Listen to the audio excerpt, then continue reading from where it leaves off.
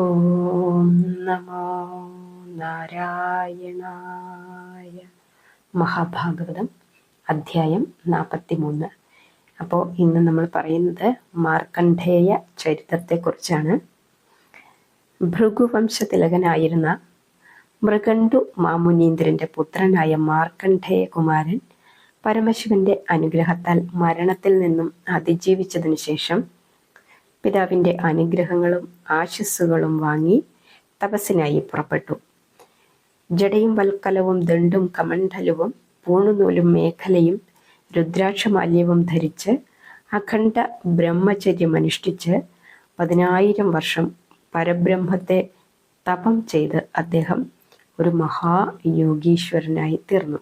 ദുർജയമായ മരണത്തെ ജയിച്ച് ഉഗ്രമായ തപസ് ആചരിച്ചുകൊണ്ട് പുഷ്പഭദ്ര നദിയുടെ തീരത്തുള്ള ചിത്രശില എന്ന പുണ്യമോഹന വനസ്ഥലികയിൽ വാഴുന്ന കാലത്ത് 6 മന്വന്തരങ്ങൾ കഴിഞ്ഞ് 7ാമത്തെ മനുവിന്റെ കാലമായിരുന്നു അത്. തപശക്തിയാൽ മുനീന്ദ്രൻ തന്റെ സിംഹാസനം കവർന്നെടുക്കുമോ എന്ന് ഭയപ്പെട്ട ദേവേന്ദ്രൻ ആ തപസ്സിന് വിഘ്നം വരുത്തുവാനായി സ്തനപുഞ്ചിക എന്ന നിസ്തുല സുന്ദര രൂപിണിയായ ദേവനർത്തകിയെ ഋഷീശ്വരന്റെ നികടത്തിലേക്ക് വേണ്ട നിർദ്ദേശങ്ങളും നൽകി പറഞ്ഞയച്ചു. ഏതാനും അപ്സര സുന്ദരികളും ഒരുമിച്ച് മാമുനീന്ദ്രന്റെ അന്തികത്തിലണഞ്ഞു. അപ്പോൾ കാമോദ്ദീപകമായ ഗീതാവാദ്യങ്ങൾ ഉതിർത്തുകൊണ്ട് ശൃംഗാര നാടകമാടാനായിട്ട് തുടങ്ങി. അങ്ങനെ അവള് മാർക്കണ്ഡേയന്റെ മുമ്പിൽ പല പേക്കൂത്തുകളും കാട്ടി. ഇവളുടെ ഈ പേക്കൂത്തുകളൊക്കെ കണ്ട മഹർഷി വര്യൻ അന്തം വിട്ട് കണ്ണുമിഴിച്ച് ഇരുന്നു പോയി. അതോടുകൂടി മന്മഥാർത്തി പിടിപെട്ട് വികാരമൂർച്ചയാൽ താപസോത്തമന്റെ ഇന്ദ്രിയം തനിയെ വിസർജിച്ച് ഗൂഢവസനത്തിൽ പതിച്ചു. ആത്മനിയന്ത്രണം കൈവിട്ടതിനാലുണ്ടായ പാപശങ്കയാല് വിഷാദമഗ്നനായി ഭവിച്ച മാർക്കണ്ഡേയൻ ഒരു ബാലന്റെ ചിത്തവൃത്തിയോടുകൂടി ഒന്നിനും കഴിവില്ലാത്തവനെ പോലെ വികാര വിവർജിതനായി ആ ഇരിപ്പിൽ തന്നെ ഇരുന്നു.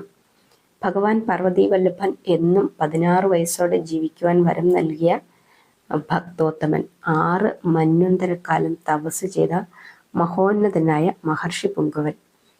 അങ്ങനെയുള്ള ഒരു മഹാത്മാവിന് താൽക്കാലികമായി ഉണ്ടായ വൈകാരിക മനോവിഷാദത്തിൽ നിന്നും അദ്ദേഹത്തെ മോചിപ്പിക്കുവാൻ വേണ്ടി ഭക്തവത്സലനായ ഭഗവാൻ മഹാവിഷ്ണു തൽക്ഷണം തന്നെ നരനാരായണന്മാരായി മുനിയുടെ മുമ്പിൽ പ്രത്യക്ഷപ്പെട്ടു. അതോടുകൂടി ദേവനർത്തകയും പരിവാരങ്ങളും തിരോഭൂതമാവുകയും ചെയ്തു. ചതുർബാഹുക്കളോടും പവിത്രമായ ശുക്ല കൃഷ്ണവർണ്ണ ഗാത്രത്തോടും സർവവിധ വിഷ്ണു ചിഹ്നങ്ങളോടും കൂടി നരനാരായണ മൂർത്തികളെ കണ്ടു മാർക്കണ്ഡേയൻ എഴുന്നേറ്റ് ദണ്ഡ നമസ്കാരം ചെയ്തു. അർഘ്യപാദ്യാദികളാലും സുഗന്ധ പുഷ്പങ്ങളാലും പൂജിച്ച് മാധവ മഹിമകളെ വാഴ്ത്തി സ്തുതിച്ച് സുപ്രസന്നവദനായി ആ ദിവ്യമൂർത്തികള് അപ്പോൾ അരുളി ചെയ്തു: ഹേ മാമുനീന്ദ്ര, ക്ഷണികമായി അങ്ങയിലുണ്ടായ വൈകാരിക ചാഞ്ചല്യം ക്ഷന്തവ്യമാണ്. അതുമൂലം അങ്ങയുടെ തപസ്സിന് ഹാനിയോ മനസ്സിന് അശുദ്ധിയോ ബാധിക്കുന്നില്ല. അങ്ങയുടെ ഭക്തിയിലും തപസ്സിലും ഞങ്ങൾ സന്തുഷ്ടരായിരിക്കുന്നു. അങ്ങയ്ക്ക് ഇഷ്ടമുള്ള വരം ചോദിച്ചുകൊള്ളുക. യതിവര്യൻ പ്രതിവചിച്ചു: നിന്തിരുവടികളുടെ അനുഗ്രഹമല്ലാതെ മറ്റു യാതൊരു വരവും അടിയനാവശ്യമില്ല.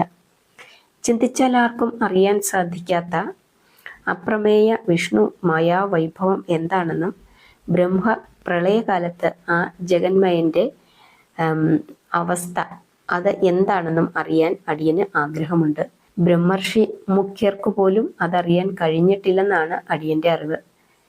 അങ്ങയ്ക്കത് സാധിതമായി തീരട്ടെ എന്ന് അനുഗ്രഹിച്ചതിന് ശേഷം നരനാരായണന്മാർ ബദര്യാശ്രമം പ്രാപിച്ച് അവിടെ അന്തർധാനം ചെയ്തു.